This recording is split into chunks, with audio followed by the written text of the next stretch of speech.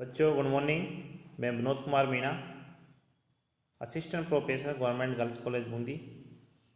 आज के इस कालांश में हम बीए द्वितीय वर्ष का जो प्रथम प्रश्न पत्र है रीतिकालीन काव्य के अंतर्गत महाकवि केशवदास की प्रसिद्ध रचना रामचंद्रिका की व्याख्याओं का क्रम जारी रखते हुए आज हम इस कालांश में परशुराम संवाद से संबंधित व्याख्या का अध्ययन करेंगे। भगवान श्री राम जब सीता जी के स्वयंवर में शिव जी के धनुष को तोड़कर और सीता जी का वर्णन करते हैं तो परशुराम जी शिव जी के धनुष को तोड़ने के कारण क्रोधित हो जाते हैं।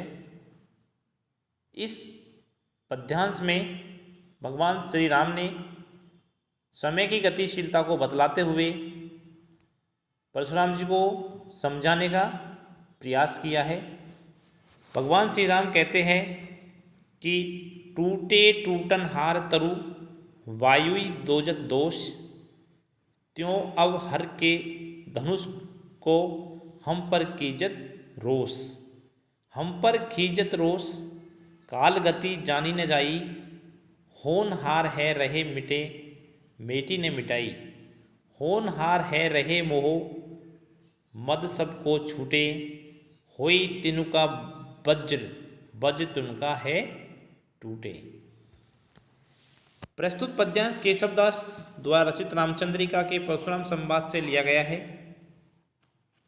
शिव धनुष के भंग होने की बात से परशुराम जी अत्यधिक क्रोधित हो जाते हैं। तब श्री राम उन्हें शांत करते हुए कहते हैं और वे परशुराम जी को समझाते हुए भी कहते हैं कि जो पेड़ टूटने योग्य हो जाता है, तरु यानी वृक्ष और टूटनहार यानी टूटने योग्य, कि जो वृक्ष जो पेड़ टूटने योग्य हो जाता है वह टूट जाता है, उसे टूटने से कोई नहीं रोक सकता। लेकिन फिर भी क्या होता है कि उसके टूटने के कारण हम टूटने पर वायु पर दोष मढ़ देते हैं। यानी जो पेड़ टूट गया वो उसका दोष हम किसे देते हैं? वायु को, अथवा उस पर दोषारोपण करते हैं जो सर्वथा गलत है। इसी प्रकार आप शिव जी के धनुष के टूटने पर हम पर क्रोध कर रहे हैं, त्यों अब हर के धनुष को, हर यानी भगवान शंकर के धनुष को टूटने पर हम पर कीजत रोष। आप शिव जी के धनुष के टूटने पर हम पर क्रोध कर रहे हैं, जबकि आपका क्रोध करना उचित नहीं है। काल गति जानी न जाई, हम पर कीजत रोष, कि आपको परिवर्तनशील समय की गति का विचार करना चाहिए कि समय परिवर्तनशील होता है। काल की गति को कौन जान सकता है? इसलिए जो होनी होती है, जो घटना घटित होती है, वो नियत समय पर घटित होती रहती है, वह होकर रहती है, उसे कोई नहीं रोक सकता। होनहार को मिटाना सर्वथा असंभव है। बेटी ने मिटाई यानी जो हो नहीं होकर रहती है उसे कभी नहीं मिटाया जा सकता, वह मिटाने पर भी नहीं मिटती। जब होनहार बलवान होता है, जब होनहार बलवान होता है तो उसके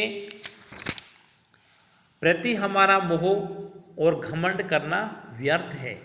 मोह मद सबको छूटे, यानी जो होनी है वो होकर रहेगी, किसी के प्रति हमें लोभ मोह मद मोह नहीं करना चाहिए। परिवर्तनशीलता के कारण वस्तुओं के प्रति हमारा लगाव स्वतः ही समाप्त हो जाता है। यही इस संसार का सत्य है। होनहार बलवान होने पर अत्यधिक क्रस, यानी जब होनी होकर रहती है तो जो तिनका होता है कितना कमजोर होता है। जब वह तिनका भी अगर उसका समय होता है तो वो भी वज्र के समान कठोर हो जाता है। और होनहार अगर विपरीत होता है तो कठोर से कठोर वज्र भी तिनके के समान आसानी से टूट जाता है। इसीलिए समय की गतिशीलता और होनहार को प्रधान मानकर उसी के अनुसार हमें आचरण करना चाहिए।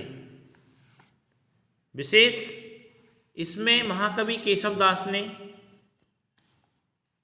होनहार तथा समय की गतिशीलता, परिवर्तनशीलता पर बल दिया है और इस पर बल देने के साथ साथ भगवान श्री राम के अवतार रूप में जो उन्होंने अवतार लिया है उसकी ओर संकेत भी किया है। दूसरा विशेष, इस पद में अनुप्रास अलंकार का प्रयोग हुआ है।